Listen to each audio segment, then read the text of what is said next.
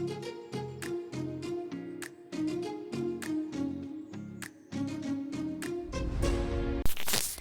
Everyone, welcome back to the channel. कैसे हो आप सब? आज यहाँ पे मैं कांग बना रही हूँ एंड क्या बोलते हैं, कोकोनट का पेड़ा बना रही हूँ। हम लोग को भजन में जाना है आज शाम को, तो उसके लिए कोई ना कोई कुछ ना कुछ डिशेस बना के लेके आ रहे हैं। सो मेरे हिस्से आया है स्वीट, कोई भी एक स्वीट बना के लेके जाने का। तो फिर मैं पेड़ा बना रही हूँ कोकोनट का यहाँ पे। तो कांग जैसे मैंने कहा था, इस बार मैं बहुत सारी जो हमारे मिलेट्स होते हैं ना, वो लेके आई थी। बहुत सारी तो नहीं, कांग लेके आई थी, और जो सामा बोलते हैं वो कोदरी, इस तरह की 3-4 चीज़ें लेके आई थी। सो उसमें से ये कांग मैंने पहली बार बना रही हूँ। तो काफ़ी टाइम से सोच रही थी बनाने का, लेकिन कुछ ना कुछ ऐसा हो, मीन्स बनाने का लास्ट मिनट चेंज हो जाता था मेन्यू। तो आज तो फाइनली इसको मैंने बना ही लिया।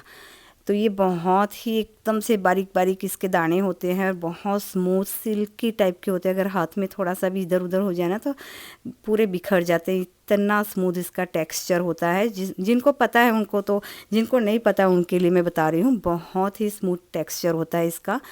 और इसकी पहचान सच बताऊं, मैंने भी पहली बार देखा है। जैसे मैंने कहा था कि हम लोग नेचुरोपैथी में गए थे, तब पहली बार हम लोगों ने वहाँ खाया और नाम भी पहली बार सुना था, तो फिर लेके आए। अच्छा, इसको धोने के लिए मैं कितना भी इसको हाथ डाल डाल के अंदर कर रही हूँ, लेकिन ये ऊपर तैरते ही जा रहे हैं, अंदर बैठते ही नहीं थे। तो इसको मैंने छलनी जो होती है ना चाय वाली, उससे मैंने यहाँ पे उसमें निकाल निकाल के किया, क्योंकि अदरवाइज़ ये पूरे जितने ना इस बर्तन में थे, उसमें से तो एक दाना भी नहीं रहता इसके अंदर, पूरा निकल जाता। और इसमें मुझे थोड़ी सी मिट्टी लग रही है, शायद मुझे ऐसा लग रहा है कि इसमें मिट्टी है, लेकिन अब बनाऊंगी ना तब पता चलेगा इसका। तो यहाँ पे मैंने उसको सीटी दे दी है। भिगोया था, अराउंड 1 घंटे के लिए ही भिगोया था, ज़्यादा नहीं। लेकिन हाँ, इसे ओवरनाइट सोक करना होता है, बाद में मुझे पता चला। मैंने कोई ऑनलाइन वगैरह कुछ भी देखा नहीं। जो उन्होंने बताया, बनाया था ना, एक मौसी वहीं पे किचन में थी, सो उनको मैंने पूछा था, तो उन्होंने जिस तरह से मुझे कहा मैंने उसी तरह से बनाया। तो यहाँ राई जीरा का छौंक लगा दिया है, थोड़ा सा लहसुन डाला था, हींग डाली थी, यहाँ पे ये मीठी लिमड़ी जो होती है वो डाल दी है, और बेल पेपर्स डाल दूँगी यहाँ पे जितने टाइप के हैं मेरे पास। तो अभी ये ग्रीन एंड येलो थे, तो वो वाला डाल दिया है, और अनियन डाल दूँगी। तो यहाँ पे कांग की पहचान सच में जिसको अगर होती है, और पता नहीं इसका पहचान और क्या होता है, मुझे तो, मैंने उन मौसी को बाद में फ़ोन भी किया यहाँ से कि मौसी मेरा तो ये मिस्टेक हो रहा है, क्यों हो रहा है? तो उन्होंने बताया कि शायद क्वालिटी में हो सकता है। अब इसकी क्वालिटी कैसे पहचानी जाए, ये तो मुझे बिल्कुल भी आइडिया नहीं है, उनको भी आइडिया नहीं है। लेकिन हम लोग लेके आए, तो क्या क्या इसमें मिस्टेक है मैं आपको बताती हूँ आगे। नमक डाल दिया है इसके अंदर, अच्छे से सॉफ्ट इसे होने देंगे सब वेजिस को। जैसे हम लोग मसाला भात बनाते हैं ना, बस उसी तरह से ही इसे बनाना है। लेकिन जो मेन इसका रोल होता है कांग का होता है कि वो आपके पास किस तरह का आ रहा है। तो मेरा तो बहुत बड़ा मिस्टेक वाला है, अभी मैं आपको बताती हूँ इसका। सो थोड़ा सा इसके अंदर मैंने स्लाइट एकदम से थोड़ा सा गरम मसाला और रेड चिली पाउडर डाल दिया है। बाद में ग्रीन चिली भी यहाँ पे डालूँगी मैं, और इसे अच्छे से कुक होने दिया है। और यहाँ पे धनिया बहुत सारा मैंने डंठल डाल दी है। जैसे मैंने, आप सबको पता है जो रेगुलर फॉलो करते हैं उनको, कि मैं हर चीज़ में ना धनिया के डंठल डालना पसंद करती हूँ। सब्जी हो या इस तरह की कुछ भी, कुकिंग में पहले डाल देती हूँ, तो उसका फ्लेवर बहुत अच्छा आता है। और बाद में जो उसके लीफ होते हैं ना, वो लास्ट में डाल देती हूँ। कई बार तो लीफ में मैं पहले डाल देती हूँ। हाँ, घर में अगर खाना हो, थोड़ा सा कलर वो डल सा लगता है धनिया का, लेकिन उससे कोई मुझे फ़र्क नहीं पड़ता, लेकिन टेस्ट बहुत अच्छा आता है उसका। मुझे बहुत ज़्यादा पर्सनली पसंद है। बेनिफिट्स तो उसके होते ही होते हैं। तो ये देखिए, मैंने ये 2 बार कुकर चढ़ाया, इसमें से ना पानी अब्जॉर्ब भी नहीं कर रहा था बिल्कुल भी, ये अलग अलग रह रहा था पानी और कांग। इसको मैंने 2 या 3 बार शायद कुकर लगाया यहाँ पे, तब जाके थोड़े से मुझे लगे कि गले हैं। जब इसको मैंने, हम लोग खाने बैठे ना, तो इसका कच कच सी आवाज़ आ रही थी। सो इसमें रेती तो थी ही, थोड़ी थोड़ी बहुत मुझे लग ही रही थी, लेकिन वो रेती की जो कहती हो ना कचकचाहट सी थी, वो नहीं थी। इसकी अपनी ओरिजिनल उसका टेस्ट या टेक्सचर ही ऐसा था। ऊपर जो छिलका निकलता है ना, वो छिलका गल ही नहीं रहा था इसमें। इसके बाद भी मैंने 2-3 बार इसे बना के देखा है। ऐसे ही मैंने बोला थोड़ा वेस्ट जाएगा तो जाएगा, लेकिन मुझे बना के देखना है।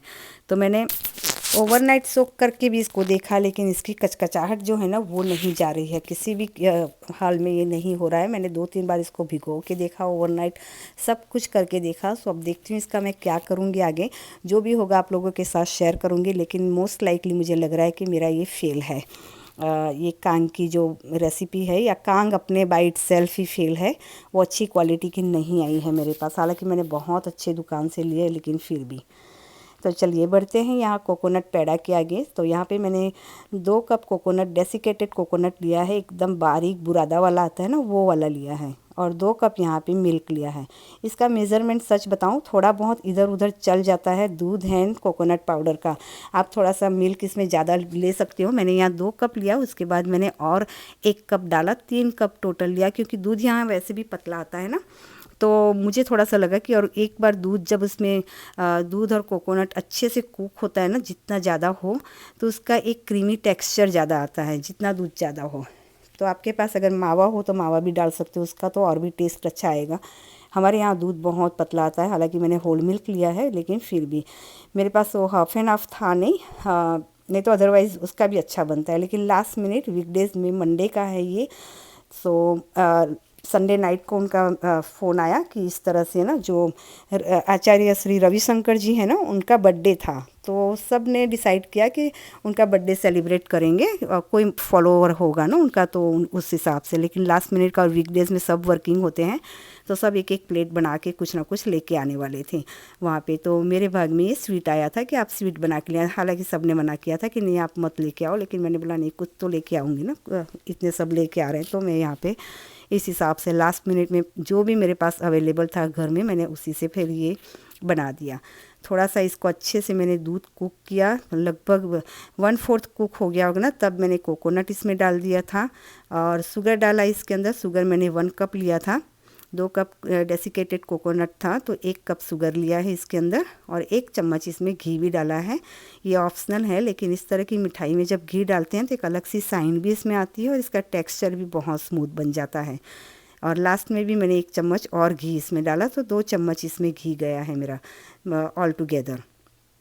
इसे अच्छे से एक डो फॉर्म में हो जाए तब तक मैंने इसे पकाया था। और इसके बाद हम छोटी छोटी से एकदम से गोलियां बनाएंगे, लेकिन मीन्स 20-25 लोग इतने होंगे वहाँ पे, सो इस हिसाब से एक एक सबको प्रसाद में आ जाए ना, क्योंकि मेरे तरफ से प्रसाद है वहाँ पे स्वीट का।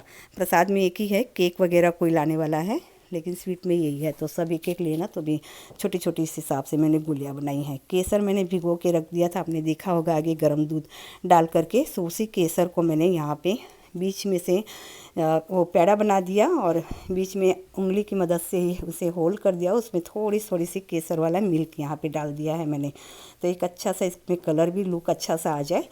तो बस इस तरह से ये रेडी है। और फिर मैं इसको सब कुछ यहाँ रैप अप करके फिर तैयार होने चली गई थी। और वीकडेज़ में था ना, तो थोड़ी सी हड़बड़ी तो हो ही जाती है। और रश्मि जी का मैं वेट कर रही थी, वो भी आने वाली हैं, तो हम दोनों साथ में जाएंगे। तो सब कुछ यहाँ पे मेरा रेडी हो गया है। मेरे भगवान के लिए भी, मेरे मंदिर के लिए भी मैंने निकाल लिया। बस 3 पेड़ा रखा था कि मेरे भगवान के मंदिर में भी मैं इसे चढ़ा सकूं। तो यहाँ पे मैं तैयार होके आ गई थी, और मेरी ना अंगूठिया मैं यहीं पे रख देती हूँ, और मैं भूल जाती हूँ, कभी यहाँ रखती हूँ कभी ऊपर रखती हूँ, सब ढूंढते रहती हूँ हर बार, यही होता है। क्योंकि रूटीन में मुझे पहनने की आदत सी नहीं है ना, इस हिसाब से बस बाहर जाती हूँ तब डाल देती हूँ। तो यहाँ पे मैंने भगवान जी को भी भोग लगा लिया, और आप देख सकते हो इसका एकदम से स्मूथ। और मुझे ना कोकोनट की चीज़ें वैसे भी बहुत ज़्यादा पसंद है। लास्ट एक बार वीडियो में मैंने बताया था ना कि मैं कोकोनट कुकी ढूंढ रही थी, लेकिन मुझे नहीं मिली वो। और कोकोनट की कोई भी इस तरह की चीज़ें मुझे बहुत पसंद है।